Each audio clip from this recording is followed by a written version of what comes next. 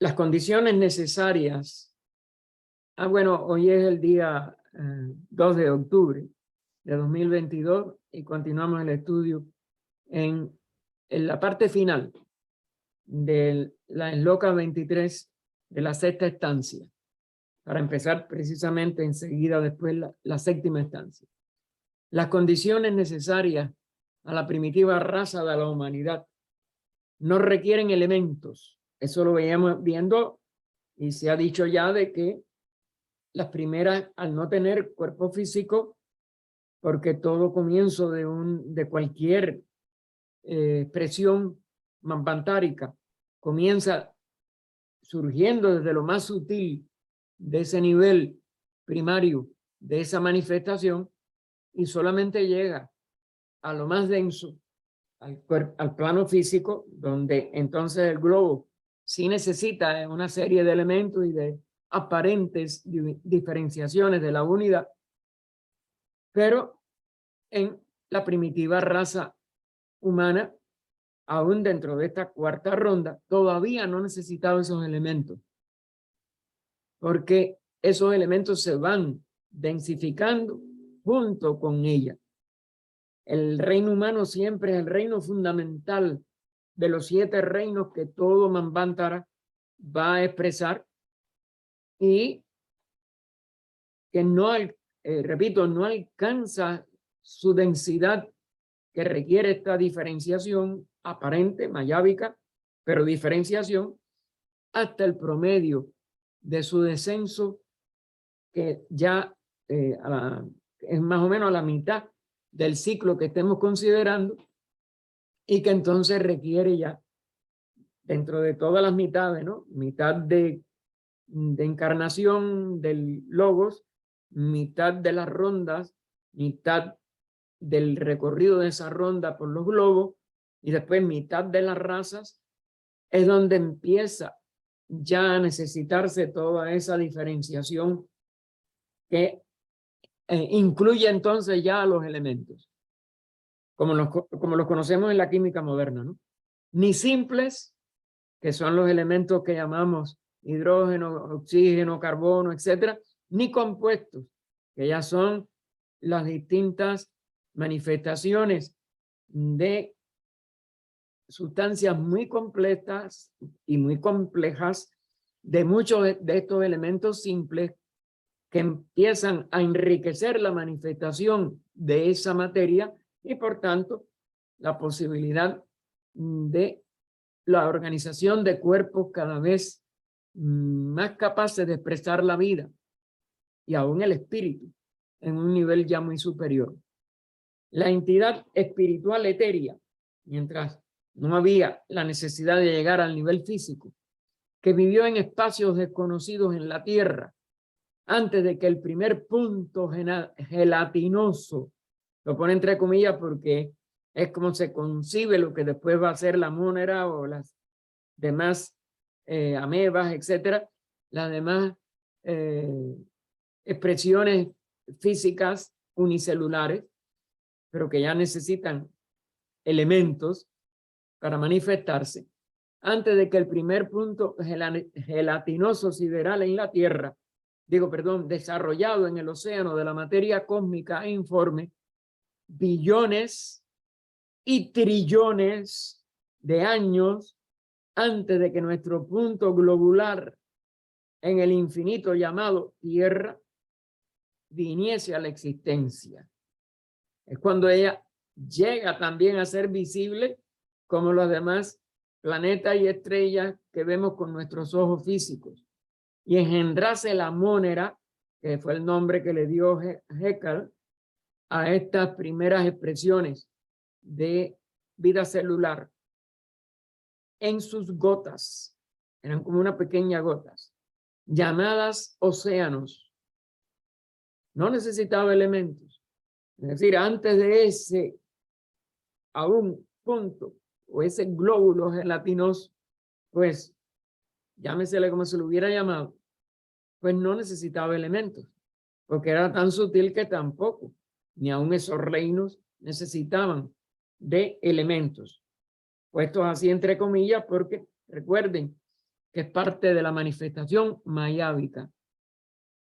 El manú de huesos blandos, es decir, la humanidad concebida como un solo reino que iba a convertirse en el pensador. Manu representa que tiene ya capacidad de manas, aunque esté todavía sin manifestarse, pero ya tiene por su individualización cada uno de los elementos monádicos que se expresan como un ser humano hoy, y ya en aquellos momentos como ese hombre blando, un Manú de huesos blandos, pues tampoco podía muy bien pasarse sin fosfato de cal, puesto que no tenía huesos.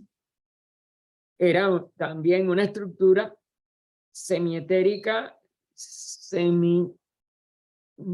líquida, semigelatinosa, pero no llegaba a necesitar estos elementos que nosotros sí necesitamos todos para poder expresar un organismo físico denso como el que tenemos.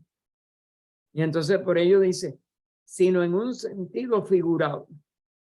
Había algunos elementos en este sentido figurado tan sutil que no es concebible por la ciencia, ni visible, ni verificable, pero no lo que nosotros llamamos elementos químicos actuales. Y mientras que Atalamón era, por más homogéneo que fuera su organismo, necesitaba, sin embargo, condiciones físicas de vida que la ayudasen en su progreso evolutivo, porque ya sí había una expresión que al menos con un microscopio podía hacerse visible. El ser que se convirtió en el hombre primitivo y en el padre del hombre, fíjense, hombre primitivo y padre del hombre, ya entre comillas, porque en la humanidad antes de su densificación y ya en la semidensificación que lleva al hombre moderno, que lleva al hombre con huesos. Y es el que puede recibir y despertar, no recibir, la tenía, pero sin poderla expresar en el nivel de ser humano individual, en el nivel ya de expresión separada, pues necesitaba tener ese descenso, y por eso se habla de un hombre primitivo, el Adán Cadmón del Génesis, y en el padre del hombre, que ya es ese punto intermedio antes de llegar al Adán que saca a Eva de su costilla, simbólicamente hablando. Lo que es hombre y mujer básicamente existió de siempre, pero se expresan diferenciadamente a partir del organismo físico denso y del despertamiento por los Pitris Agnisvatas de su inteligencia para que la pueda expresar en un cerebro, ese sí conformado de elementos, etcétera, como el que tenemos al presente. Después de evolucionar en planos no soñados por la ciencia.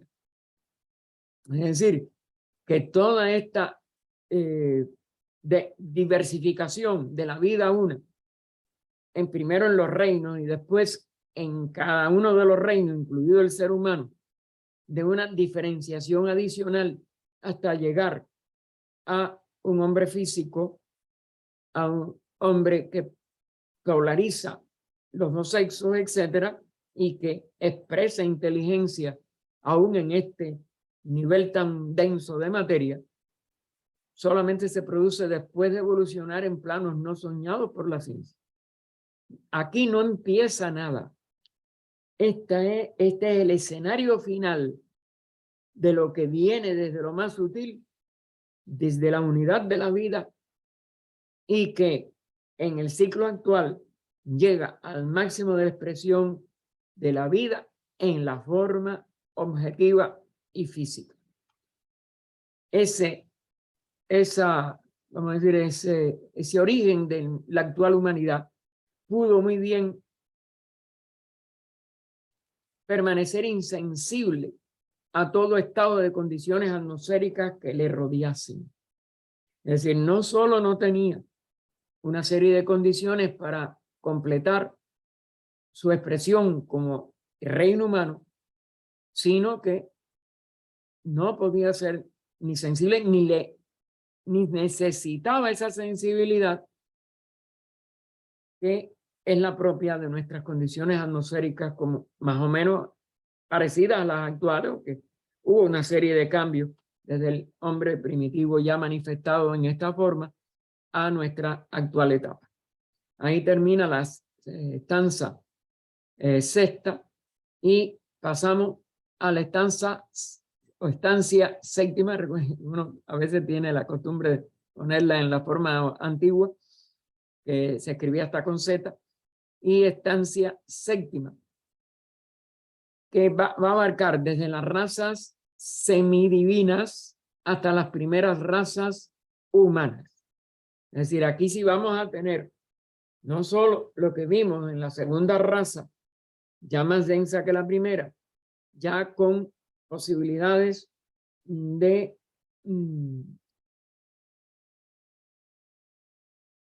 nacimiento, crecimiento, decaimiento y muerte de sus cuerpos, que no se había visto en la primera raza, sino que van a expresarse desde el estado semidivino descrito en la primera y todavía ya un poco más densificado, pero todavía semidivino en la segunda, y vamos a empezar a ver cómo la tercera pasa a lo que es ya la verdadera raza humana cuando los huesos al promedio de ella se solidifican.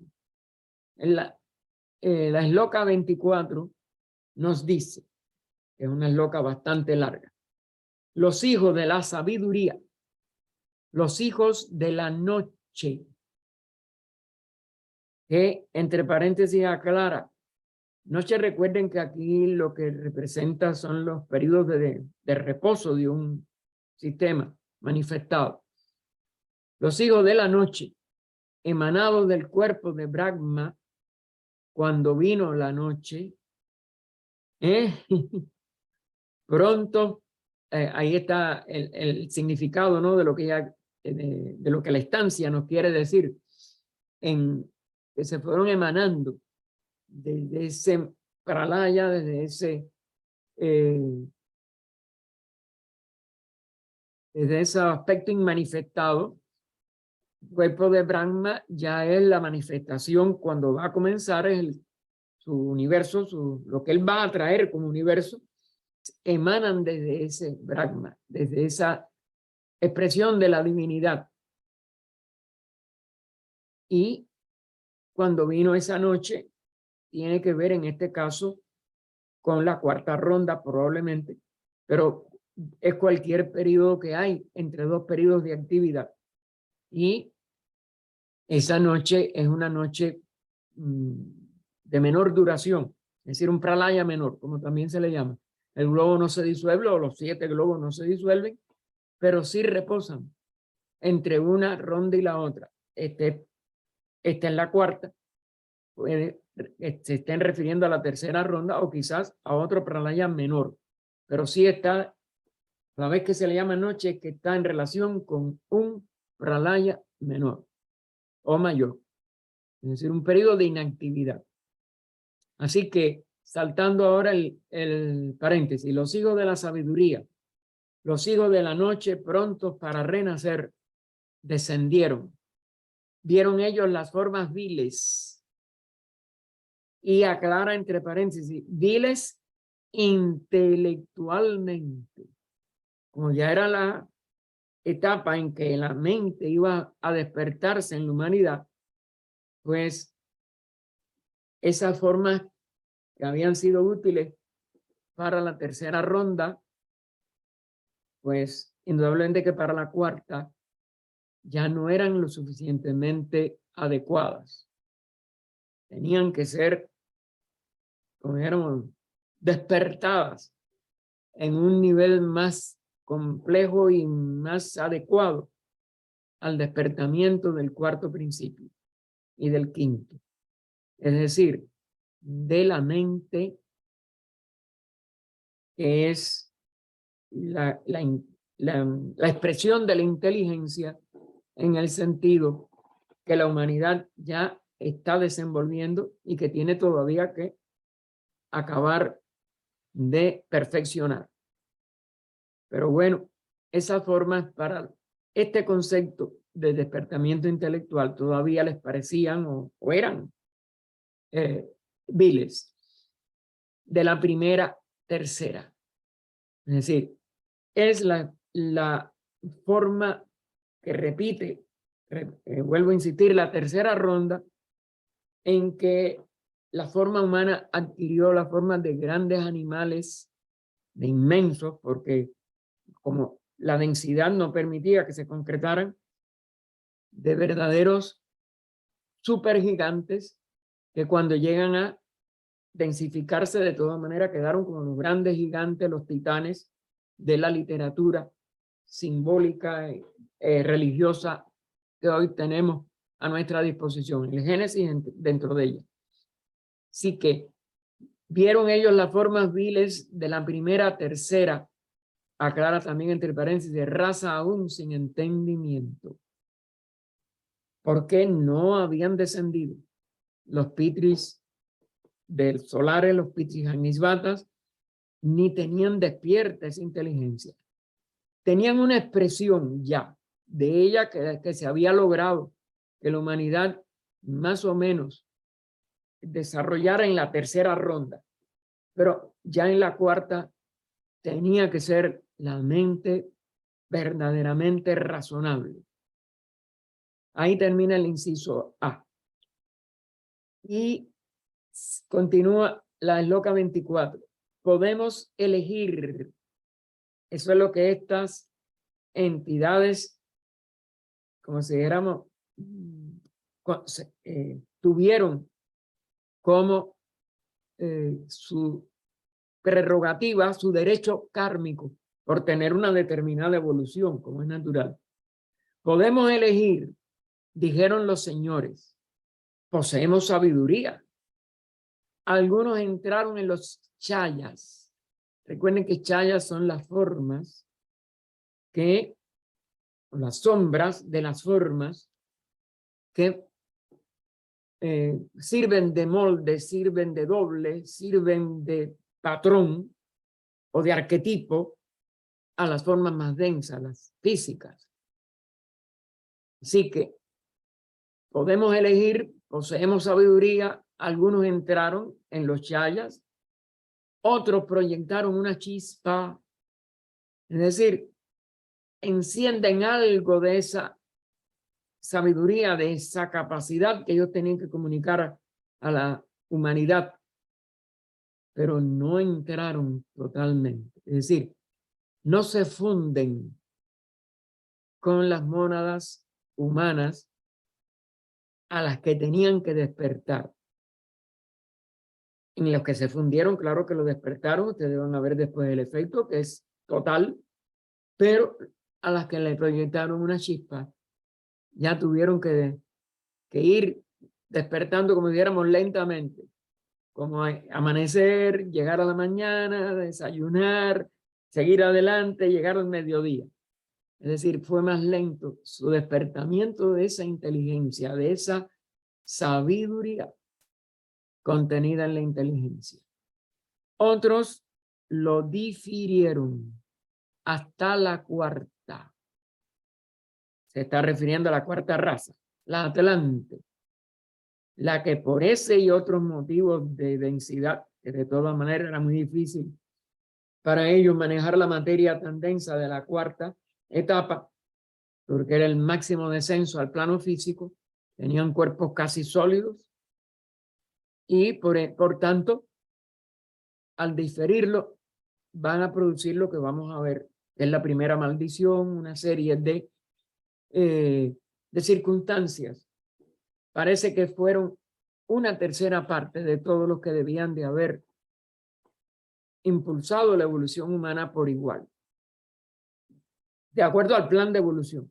Pero como ellos tenían cierta categoría de, como si dijéramos, de evolución, de libre de libre albedrío y no estaban sujetos a un determinismo, pues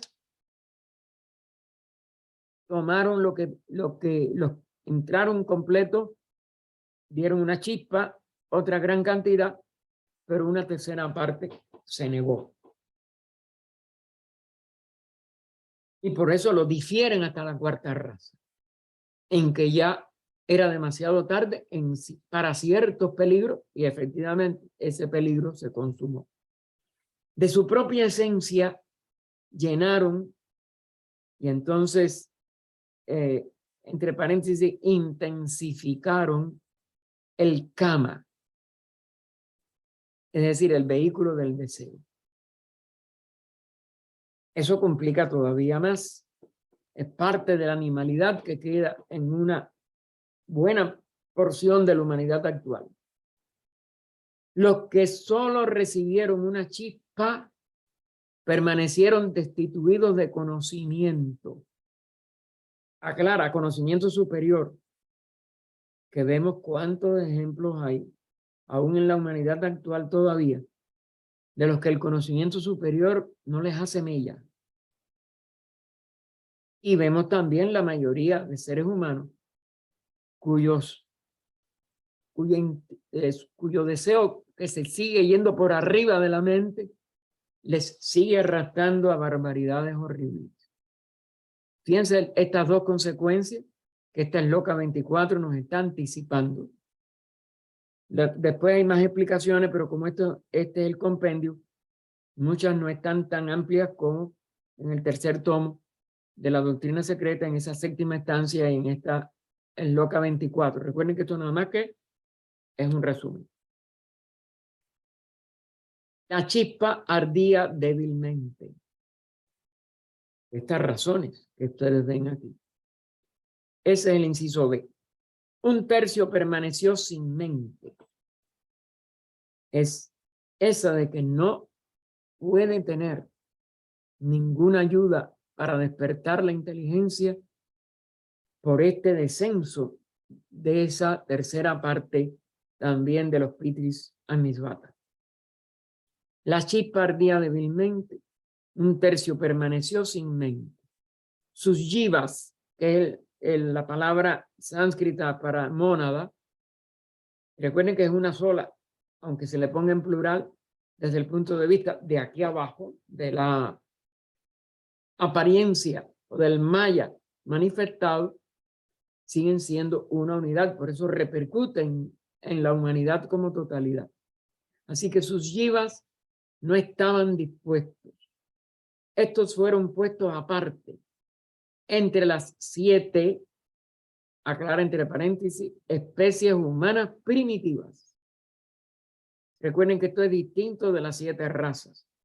Son lo que llamamos también ahora en un lenguaje técnico teosófico los 7 rayos, las 7 expresiones de carácter de la unidad del logos, que primero se manifiesta como una trinidad y después establece correspondencias entre distintos predominios de los aspectos de la Trinidad, y por tanto tenemos las 7 especies, que sigue siendo el número sagrado en toda la manifestación de 7 razas, 7 rondas, 7 encarnaciones planetarias, 7 globos planetarios, etcétera, etcétera.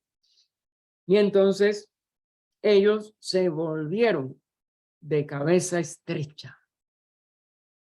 ¿Por qué? No habían recibido de inteligencia nada. Un tercio estaban dispuestos. En estos moraremos. Son a los que de verdad descendieron totalmente. Dijeron los señores de la llama y de la sabiduría secreta.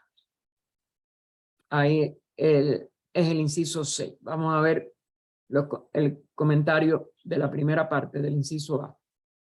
Esta estancia, bueno, hay una introducción de la estancia completa, contiene en sí misma toda la clave de los misterios del mal. Es decir, todas las dificultades están en esta diferenciación de despertamiento de la inteligencia que era necesaria para toda la humanidad. Así que esta estancia contiene en sí misma toda la clave de los misterios del mal. Resuelve ella el secreto de las desigualdades subsiguientes, de capacidad intelectual, de nacimiento o posición social, y da una explicación lógica del curso kármico incomprensible a través de todos los eones que se han sucedido. Esto ustedes saben que más o menos nos explica esta misma doctrina secreta y la cronología antigua de la antigua Aryavarta, de lo que hoy la India, pues que es un periodo de hace 18 millones de años. Sobre el inciso A nos dice el comentario: hasta la cuarta ronda y aún hasta la última parte de la tercera raza en esta ronda, el hombre, si es que puede darse este nombre engañoso a las formas siempre cambiantes que revistieron las mónadas durante las 3 primeras rondas y las 2,5 primeras razas de la ronda presente, que es la cuarta. Claro, hay que llamarle humanidad porque están individualizados. Pero recuerden, no es un hombre completo. Porque ¿qué caracteriza al hombre? Y sobre todo cuando lo usamos en su palabra original de otros idiomas como el inglés, man. Man viene de manas, pensar, pensador, pero no es un verdadero pensador todavía en acto, en acción, en capacidad activa, sino que quedan toda una serie de limitaciones y sobre todo una tercera parte sin nada, sin haber podido ni tan siquiera dar el primer paso a ese despertamiento. Y las otras con una serie de desbalances, de desequilibrio entre el deseo y la mente que podían llegar entonces a expresar. Quitando el paréntesis, volvemos a leer. Hasta la cuarta ronda y aún hasta la última parte de la tercera raza en esta ronda, el hombre era solo un animal intelectualmente considerado. Es decir, estaba individualizado, pero no era un pensador, si lo vemos desde lo intelectual. ¿Por qué? Porque el principio no podía expresarse dada la densidad de la materia.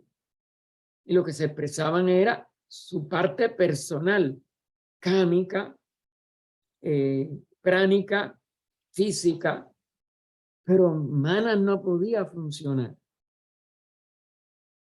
Solamente en esta ronda intermedia actual es cuando ha desarrollado por completo el cuarto principio, es decir, Kama, como vehículo apropiado para la quinta, que es esa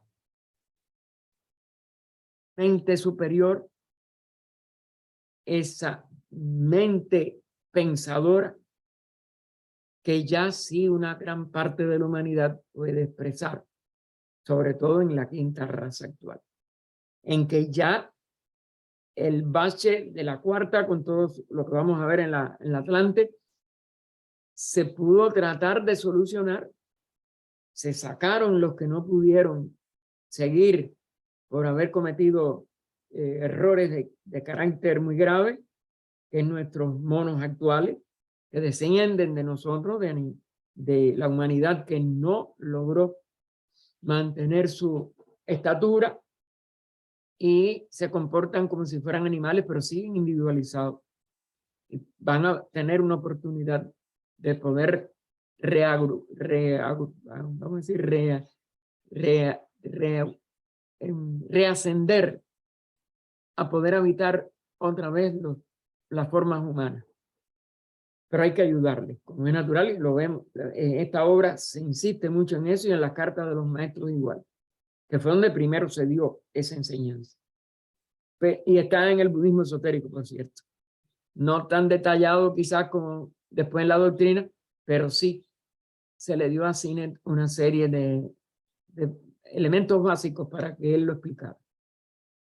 Porque los somos no son nuestros ancestros, son nuestros descendientes. Nosotros descendemos de una evolución totalmente distinta de la vida a través de la forma, pero la vida evolucionando en niveles muy internos que no tienen que ver específicamente con la evolución de la forma esta física, como es natural, volvemos a insistir. Pero Manas solo será relativamente desarrollado del todo, es decir, Kamas ya se desarrolló completo y va a seguir usándose. Lo único que mejor usado cuando sea guiado por la verdadera mente. Y cuando podamos en el nivel personal eliminarle el sentido de yo separado, que hoy junto con la mente concreta nos pierde mucho en nuestra capacidad, sobre todo para elevarnos a la evolución espiritual. Pero Manas solo será relativamente desarrollado, no solo en esta quinta raza, en la sexta y en la séptima, del todo en la ronda que sigue. Es decir, no adquirirá la totalidad de su desarrollo hasta la quinta ronda.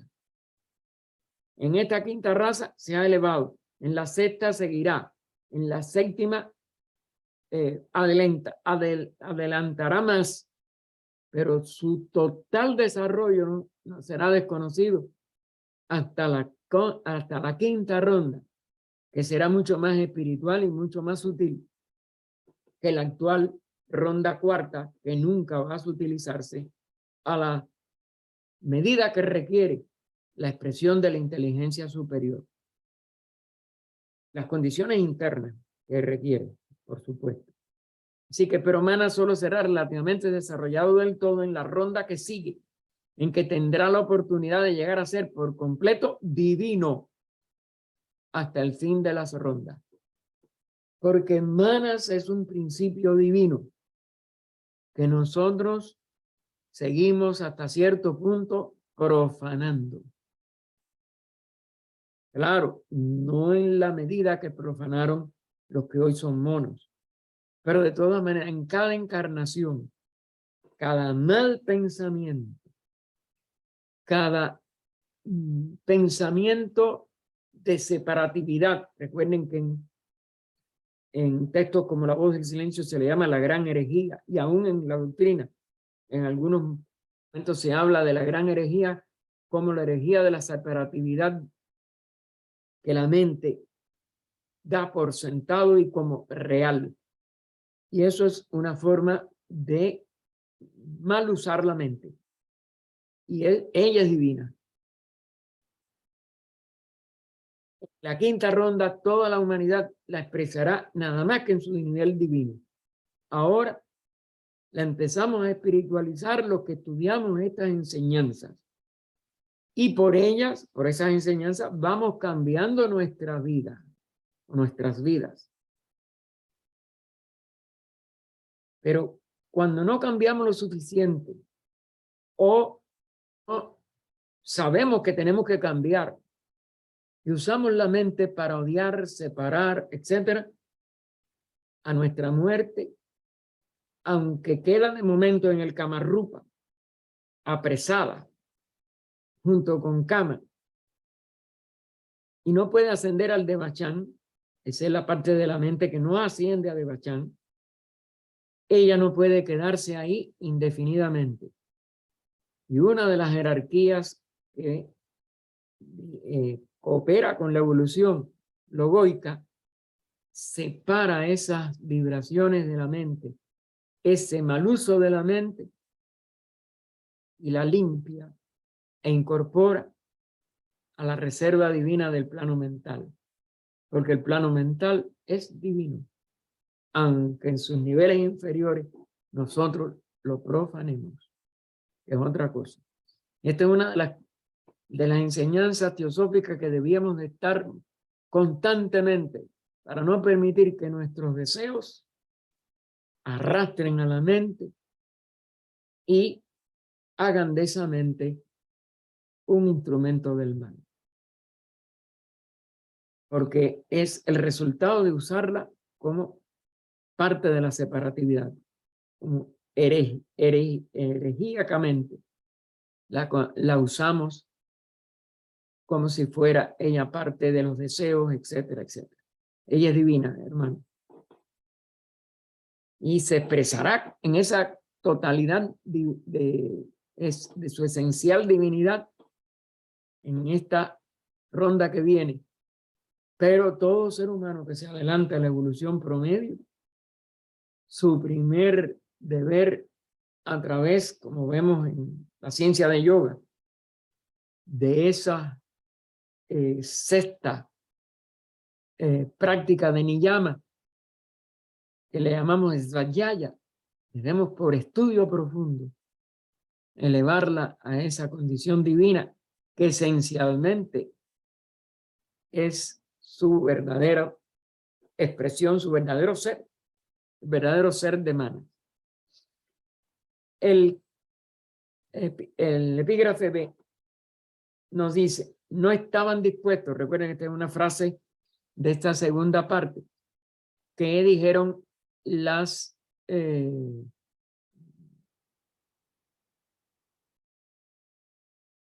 componentes, parte de los componentes, esa tercera parte de los pitris solares, los pitris anisvatas, el fuego, pues no creían que esos vehículos podían estar dispuestos para ello, y eran muy elevados y no podían usar eso tan bajo, tan tosco. No estaban dispuestos, significa que el desarrollo kármico de esas mónadas no era un a propósito para que ocuparan las formas humanas destinadas para la encarnación en razas intelectuales superiores. Es decir, que se niegan a entrar en ellas, quedan como los de cabeza cuadrada, un símbolo de que no funciona como la esfera superior de intelectual, etcétera, y originan esto porque difieren hasta la raza siguiente, la raza que llamamos Atlante. Debieron de haber hecho ese esfuerzo, debieron de haber, como dijéramos, impulsado esa evolución, y lo que vamos a ver después en esta misma sexta estancia, pues no hubiera complicado la cuarta raza atlántica.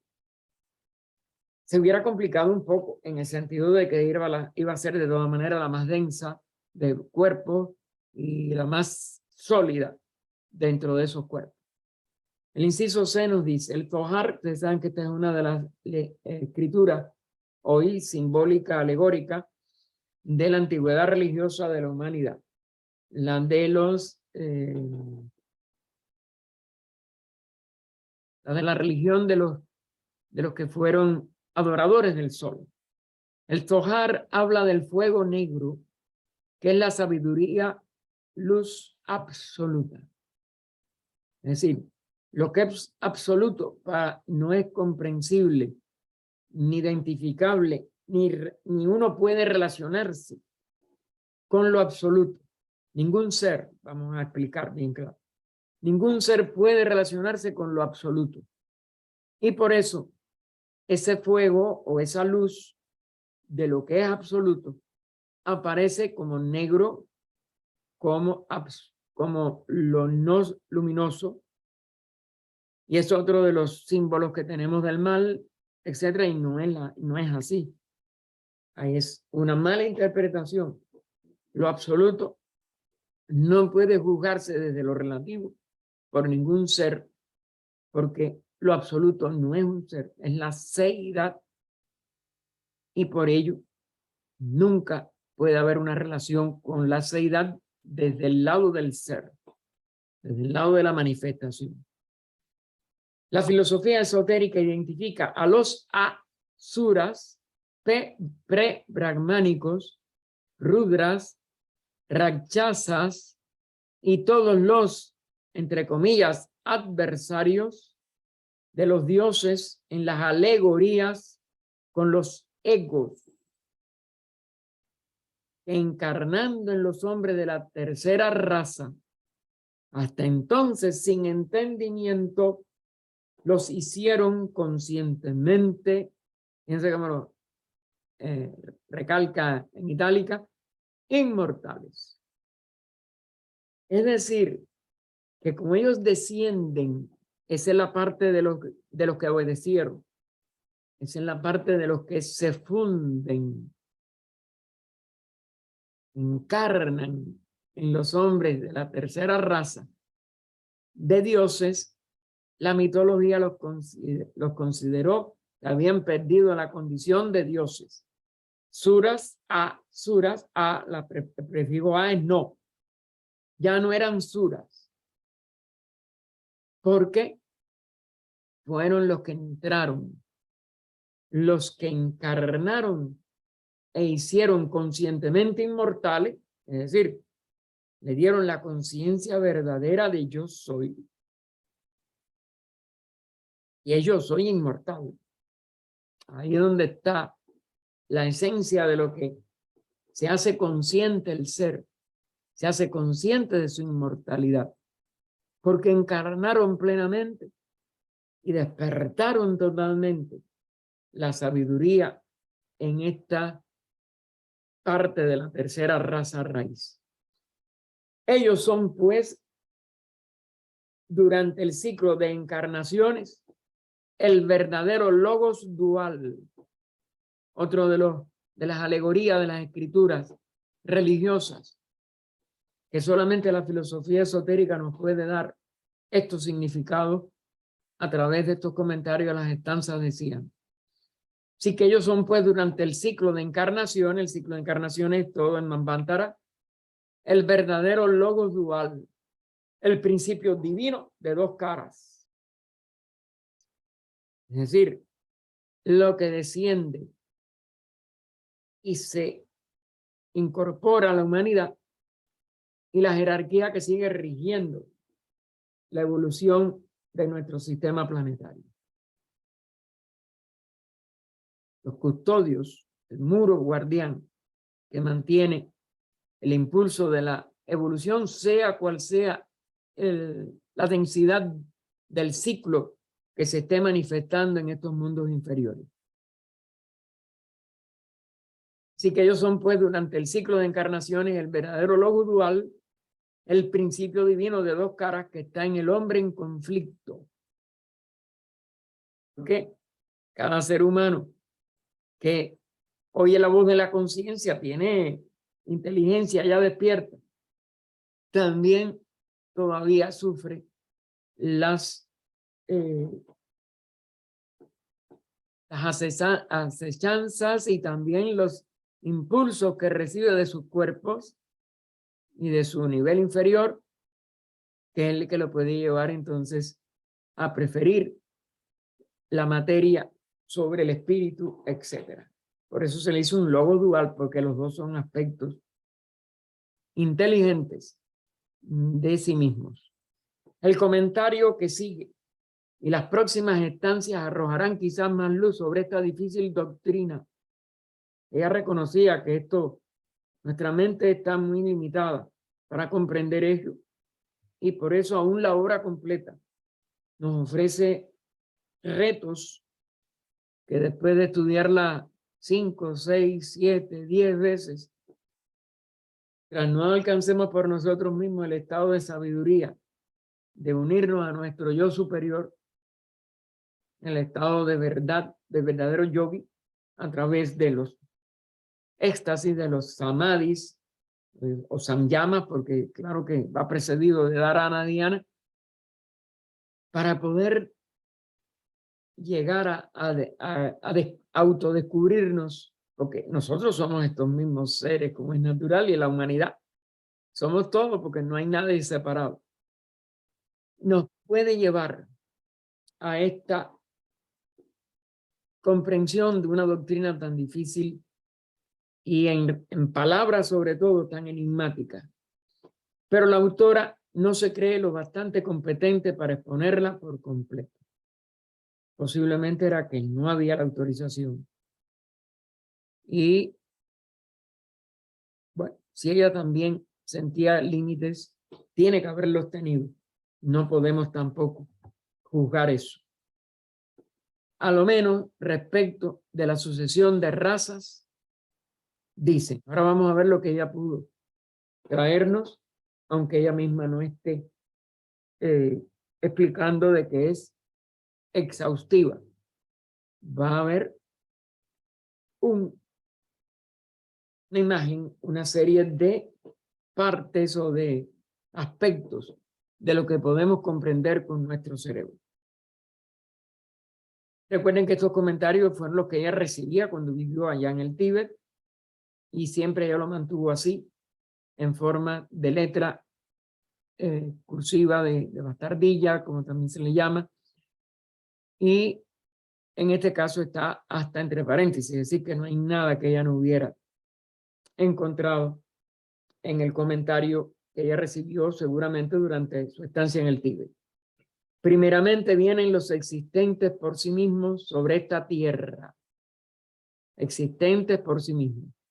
Son las vidas espirituales proyectadas por la voluntad y ley absolutas al amanecer de cada renacimiento de los mundos. De cada renacimiento. Estas vidas son los sista divinos. Entre paréntesis aclara. Los manús gérmenes o los prayapatis y los pitris, que es como le llamamos nosotros más en la obra, pitris varishat, los de la luna, pitris anisvata, los del sol, que significa más bien progenitor, padre, pero progenitor en un sentido dual, ahí no hay diferencia entre hombre y mujer. Y bueno, por eso le llaman también los gérmenes de pensadores, de manús. Y bueno, la palabra prayapati también ha sido usada y no me recuerdo en este momento su significado, creo que está en el glosario y pido disculpas por eso porque yo no me tengo tiempo ni de prepararme, pero tampoco me gusta prepararme porque entonces es muy intelectual y lo intelectual creo que no les conviene. Y donde tengo estas limitaciones se los aclaro para que ustedes lo busquen y lo amplíen. De esto proceden, primero, la primera raza, los nacidos por sí mismos. Recuerden que no tenían ni sombra de órganos sexuales y es el impulso del inicio de esta primera gran división humana, de la primera gran raza de nuestra actual humanidad, que por el grado de sutileza tampoco tenían, éramos oposición de la materia tan sutil para poder expresarse. Y ellos tenían tan poco desgaste que no necesitaron cambiar de cuerpo, es decir, no hubo muerte ni nacimiento de nuevas criaturas durante toda esa primera raza. Así que son los nacidos por sí mismos. No necesitan tampoco de otras ayudas o de otros impulsos, que son las sombras astrales de sus progenitores. Es decir, los pitris varishats o pitris lunares. Y ellos son los que proporcionan esa sombra. Ya ellos habían aprendido a emanarla y la emanan para la nueva humanidad. El cuerpo de esta primera raza carecía de todo entendimiento, o sea, mente, inteligencia y voluntad. Tienes una vida que tiene una conciencia básica, porque toda vida tiene conciencia. Y toda conciencia se expresa como vida. Recuerden la diferencia de de las dos palabras vistas a la luz de un estudio sobre la conciencia de Annie Besant. El ser interno, el yo superior o mónada, aunque dentro de la forma terrestre, estaba desconectado de ella. Es decir, el ser interno, la mónada, el ser yo superior, la tríada, como le quieran ustedes llamar, pues está desconectado o desconectada porque no pueden descender, pero están allí. Y están dentro de esa forma, de ese doble etérico, o ese doble astral, o ese linga sharira. Y la mónada está allí, lo que no puede descender ni expresarse.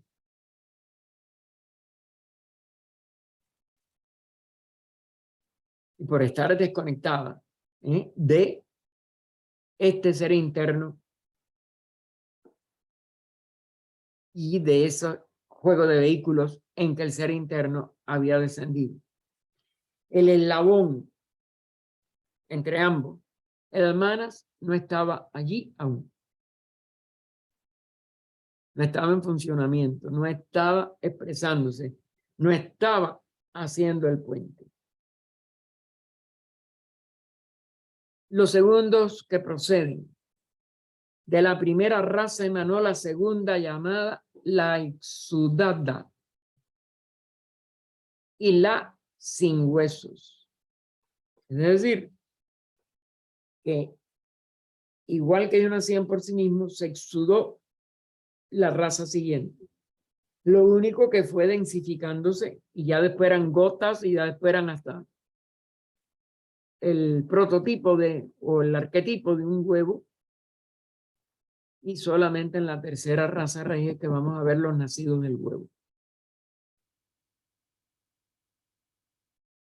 Así que la segunda raza raíz dotada por los preservadores o rakshasas, otro nombre dado mitológicamente a una expresión jerárquica, y los dioses que encarnan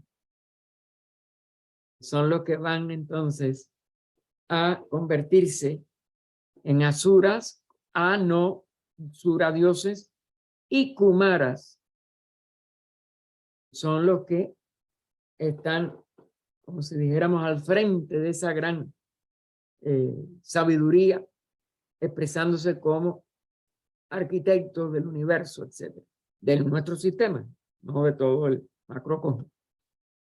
Así que los dioses que encarnan con la primera débil chispa primitiva, el germen de la inteligencia, y de esto procede a su vez, es decir, de ya esta conjunción entre estos pitris y lo que los pitris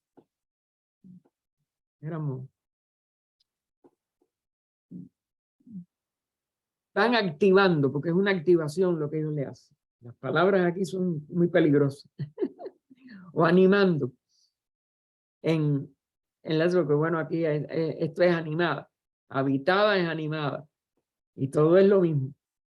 Y es la tercera raza raíz, la que vamos a ver, es la que recibe estos dobles andróginos. Primero, porque recuerden que no hay división en sexo hasta que el hueso, lo sólido, predomine sobre lo acuoso y lo sólido mismo, y porque había algo de sólido de todas maneras en la tercera, y ya la parte psíquica y después espiritual, en grandes ramas y en grandes rasgos, porque no es posible darle nombre a todo esto. Y continúa este tercer tipo, la segunda raza, como se ha dicho ya, careciendo también de sexo, igual que la primera, desenvolvió de sí misma en sus comienzos la tercera raza andrógina, por un proceso análogo, pero ya más complicado. Es decir, no un mero sudor, sino una unidad de esto es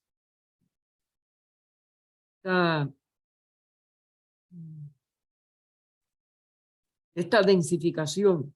¿Por qué una densificación? y ya pueden entonces empezar a tener los prototipos de lo que van a ser los órganos sexuales. Y por eso, ya esta tercera, aunque todavía no dividida en sexo, desde el inicio es andrógina. Las otras eran asexuales. Y no tenían ningún tipo de signo externo de lo que iban a hacer, pero ya la tercera, como iba a ser en su promedio, en su mitad, sí tiene que haber esa condición. Y entonces los más primitivos de esta raza eran, como aquí hay varios cambios, no solo en la evolución de la forma, sino en la capacidad, según se va despertando, de la expresión inteligente, o sea, de la expresión mental propia, no de un mero impulso instintivo, pues se le llamó así. Los hijos, a la primera etapa, los hijos del yoga pasivo. Ellos no hacían una actividad yógica como hoy tantos, aunque siempre el yogi trata de permanecer estable, etcétera, para de manera verdadera avanzar y de manera autoconsciente. Entonces, la llamada nos dice, la evolución gradual del hombre en la doctrina secreta muestra que todas las razas últimas, para el profano las más primitivas, tuvieron su origen físico en la cuarta raza temprana. Piensa a dónde empezarían los fósiles, vamos a decir, que pudiéramos encontrar. Más bien en la cuarta raza temprana, aunque haya algo quizás en la tercera, pero no sabemos a ciencia cierta. Pero la subraza que precedió a la que se separó sexualmente, es decir, la subraza anterior a la subraza de Adán y Eva, vamos a decirlo, es la que debe considerarse como la de los antecesores espirituales de nuestras generaciones actuales y especialmente de las razas orientales arias. Fíjense qué lejos. Una cuarta raza temprana ya está la semilla y la esencia de lo que va a ser nuestra raza quinta, sobre todo en esa rama oriental. Esto es importante porque no es tampoco todo el globo o toda la superficie, vamos a decir, del globo, sino toda la expresión de la vida que ocupe o no el mismo lugar, sí ocupa entonces esta estatura que nosotros estamos viendo para poder impulsar verdaderamente la evolución.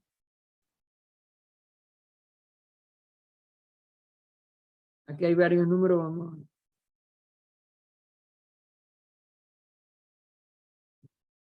vamos a buscar primero los incisos estos A y B, y después los distintos números que siguen al fisiparismo, que es la gemación, etcétera, porque aquí lo vamos a ver igual, cómo se fue ordenando y a la vez densificando todo. Lo único que en todo ese descenso no hay ni imaginación por a veces los mismos que encarnan en ellas y que se manifiestan con estas características, pero no son autoconscientes de ello. Así que vamos a ver entonces cómo se fue cambiando desde la primera raza a la segunda y en esta tercera, desde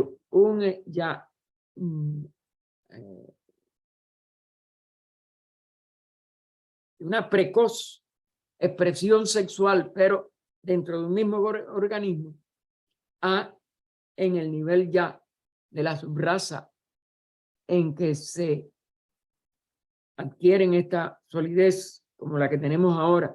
Claro, más según fue descendiendo allí, aquí, es menos, según vamos reascendiendo para acá, pues vamos a ver cómo se va a ir viendo este sistema en que dos posibilidades dentro de un mismo organismo primero y dos organismos después dan origen a los cambios en la formación de la manifestación física de la vida del reino humano. Lo primero es el fisiparismo, de fisión, de dividir, fisiparismo. Tiene dos subtítulos o dos acápites. A, como se ha visto en la división en dos del punto homogéneo del protoplasma, conocido como monera o ameba. B, según se ha visto en la división de la célula nucleada, en que el núcleo se rompe en dos subnúcleos, los cuales o bien se desarrollan dentro de la pared celular original, la rompen y se multiplican al exterior como entidades independientes. Y entonces, claro, nos recomienda, protégese la primera raza raíz, es decir, la que no murió, y la que era el resultado de su propia condición interna.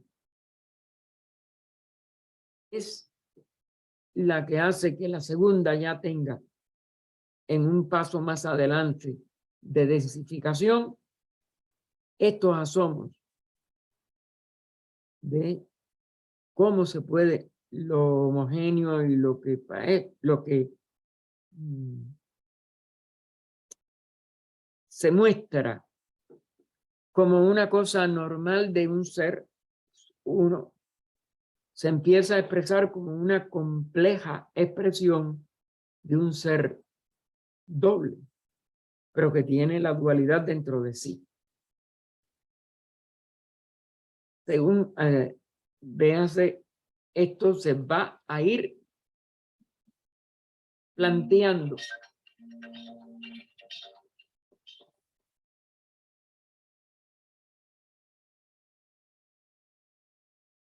Dígame.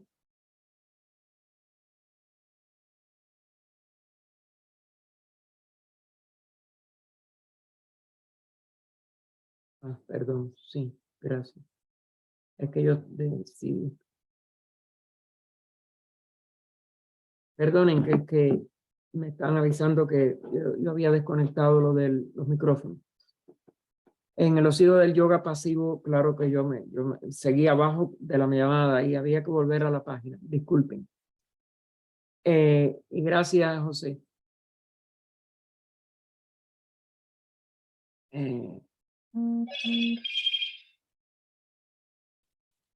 Los hijos del yoga pasivo salieron de los segundos manushas, es decir, la raza humana, y se convirtieron en ovíparos.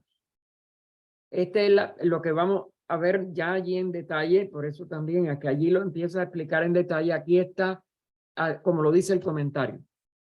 Esto es el comentario que yo pasé ya atrás, después de la explicación primera del comentario. Si que los hijos del yoga pasivo salieron de los segundos manushas y se convirtieron en ovíparos. Las emanaciones que se desprendían de sus cuerpos durante las épocas de procreación eran ovulares.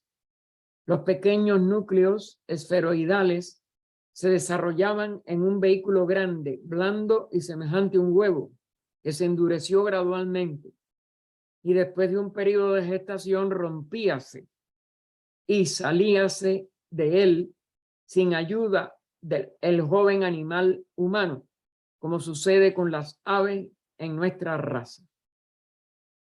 Esto debe parecer al lector ridículamente absurdo. Sin embargo, está estrictamente en las líneas de la analogía evolucionaria que la ciencia percibe en el desarrollo de las especies animales vivientes, pero lo aplica a distintas especies y a distintas etapas de las especies, pero al humano no lo quieren ver porque no saben la diferencia, sobre todo de la individualización. Primero, la procreación semejante a la de la monera por autodivisión, ver Haeckel, que es lo que está en la página siguiente. Luego, después de unas pocas etapas, la ovípara, como en el caso de los reptiles, a los que siguen los pájaros. Después, finalmente, los mamíferos, con sus modos vivíparos de producir sus pequeñuelos. El orden progresivo de los métodos de reproducción, según se ha revelado la ciencia, es una confirmación brillante de la etnología esotérica. Solo hace falta tabular los datos para probar nuestra certeza. Y por eso es que es lo que está en el principio, que volveremos a él al principio de esta 237, ya estamos más que en hora, disculpen. Que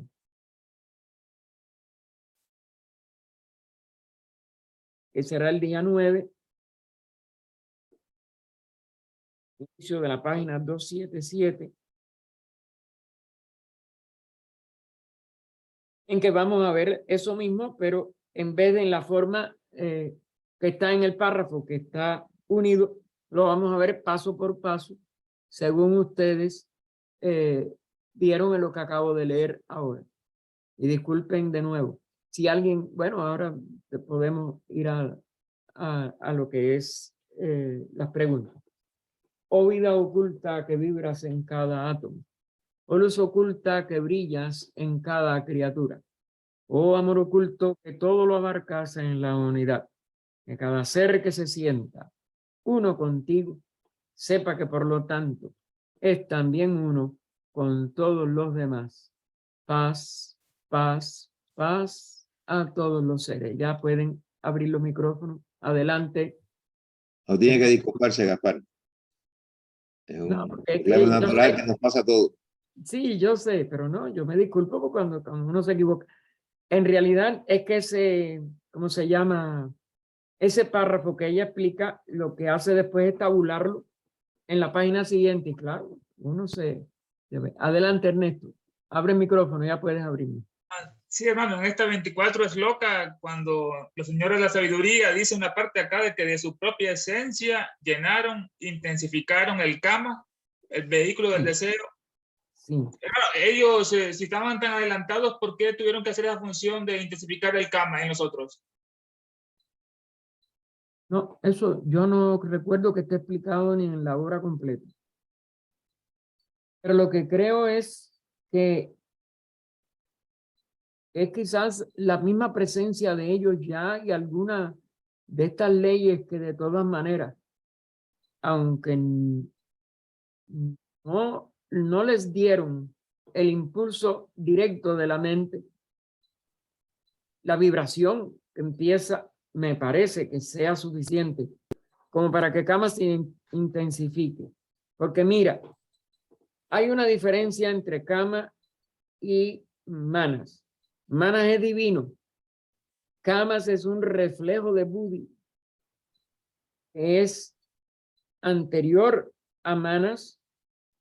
Se expresa en Kama aún antes de que el Manas nazca, pero se intensifica según vibre a su alrededor. Ya me parece esta presencia, porque en los otros ellos sí se encarnaron y todo. Creo que cuando hay una vibración muy superior, aunque no llegue directamente a los que tiene que llegar, pues de todas maneras está acercando el momento en que ese Kama hace necesario a Manas. Puede ser que sea eso. No creo que esté explicado. No recuerdo que lo esté. ¿Algo más, mijo? A una parte, bueno, aquí dice, bueno, sobre que el Zohar habla del fuego negro, que es sabiduría, luz absoluta. ¿Qué nos puede decir un poco más sobre ese fuego negro, hermano? No es vamos a decir, una frase de que lo que es luz absoluta para los que estamos en la prisión, porque estamos en la manifestación o prisión de las relatividades, luz y sombra, como no son absolutos, son polares y complementarios.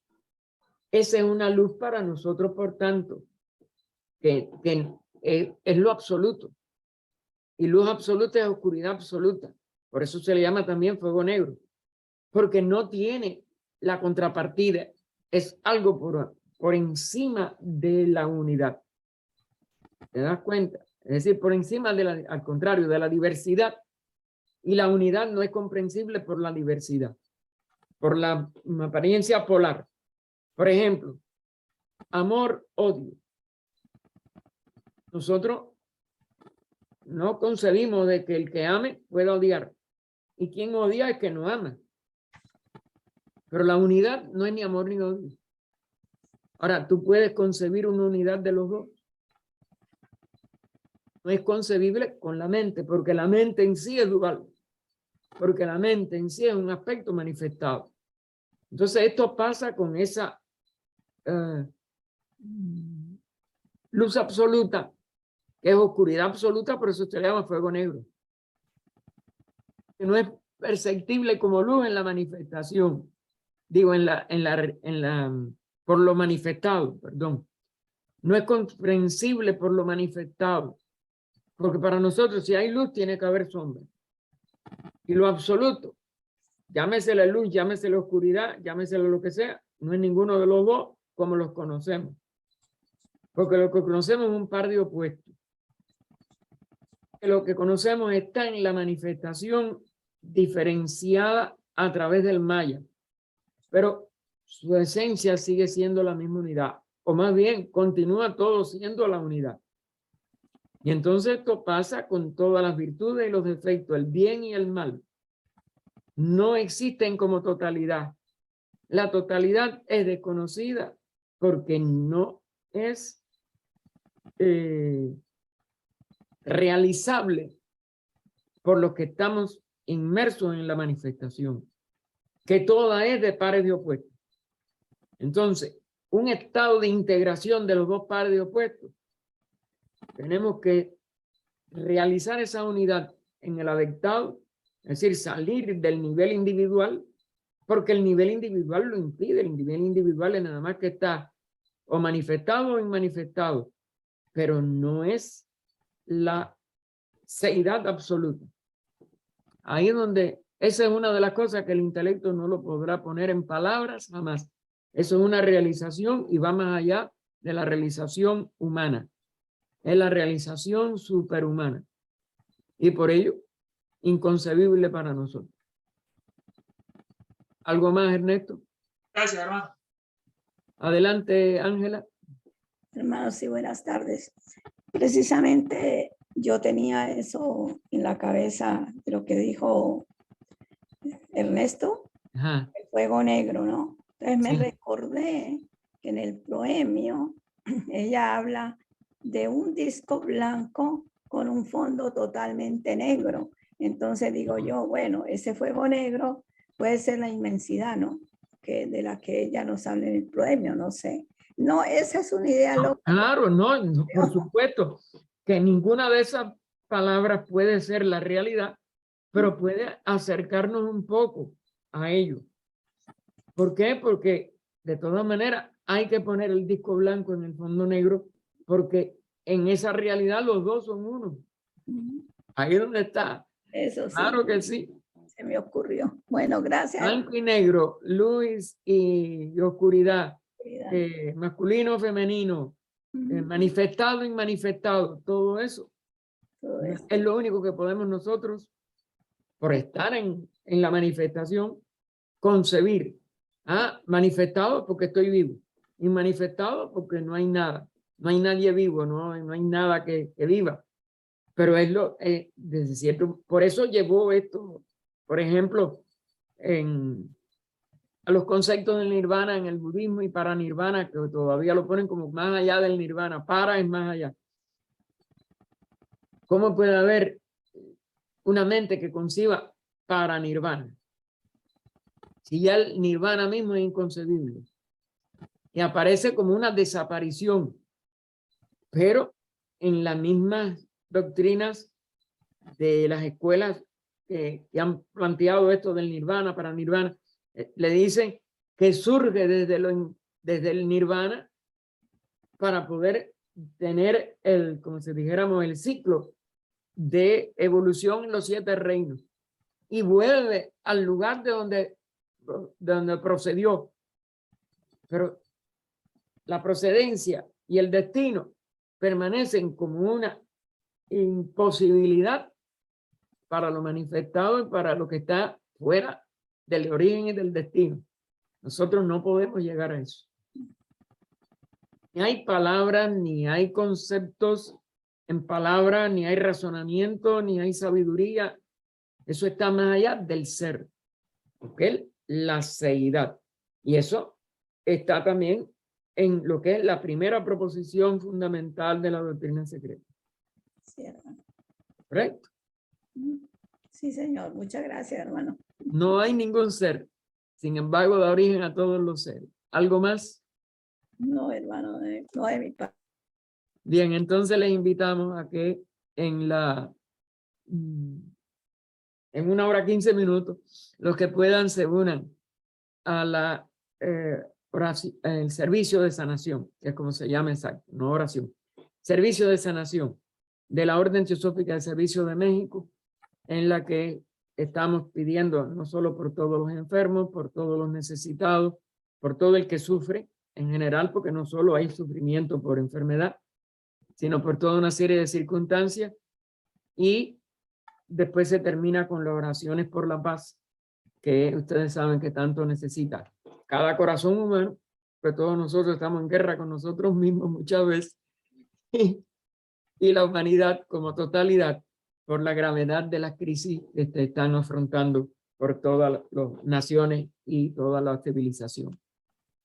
Gracias y hasta el próximo domingo 9, en que podamos volvernos a unir con este estudio del compendio de la doctrina secreta en la página 377.